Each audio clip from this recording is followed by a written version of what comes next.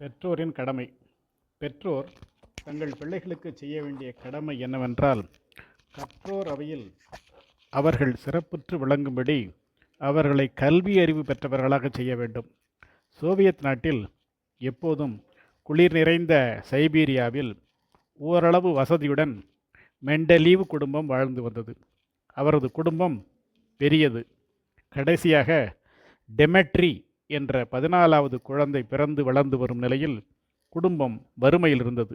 ஆனால் அந்த குழந்தை அறிவு கூர்மையுடன் இருப்பதைக் கண்டு அவருக்கு சிறந்த கல்வியினை அளிக்க எண்ணிய அவரது தாய் டெமெட்ரியை அழைத்து கொண்டு 6000 கிலோமீட்டர் தூரம் பயணித்து செயின்ட் பீட்டர்ஸ்பர்க் போய் ஒரு கல்வி நிறுவனத்தில் அவரை சேர்த்துவிட்டு பின்னர் இறந்து விட்டார்.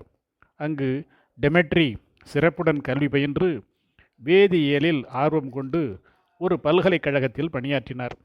அப்போது இயற்கையில் கிடைக்கக்கூடிய 67 தனிமங்களே கண்டுபிடிக்கப்பட்டிருந்தன. ஆனால் அவற்றின் தன்மைகளை கொண்டு வகைப்படுத்தி முற்றிலுமாக அறிந்தார் இல்லை.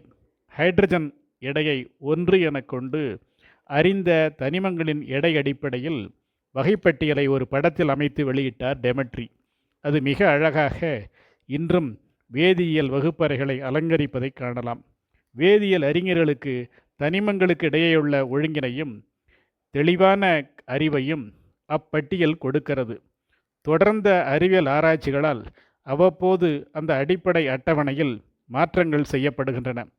மெண்டலீவை போற்றி பாராட்டும் வகையில் செயற்கை முறையில் தயாரித்த 3வது தனிமத்திற்கு மெண்டலிவியம்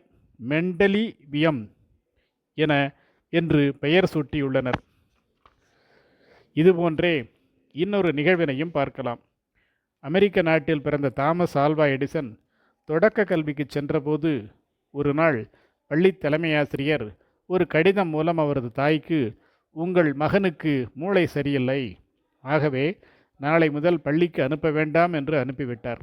அதனை படித்த அன்னை உண்மையை பிள்ளையிடம் மறைத்து மனம் தளராது மறுநாள் முதல் அனைத்து பாடங்களையும் வீட்டிலேயே அவருக்கு கற்பித்து அவரை தலை சிறந்த கண்டுபிடிப்பாளராக மாற்றியது அவரது தாய் அல்லவா?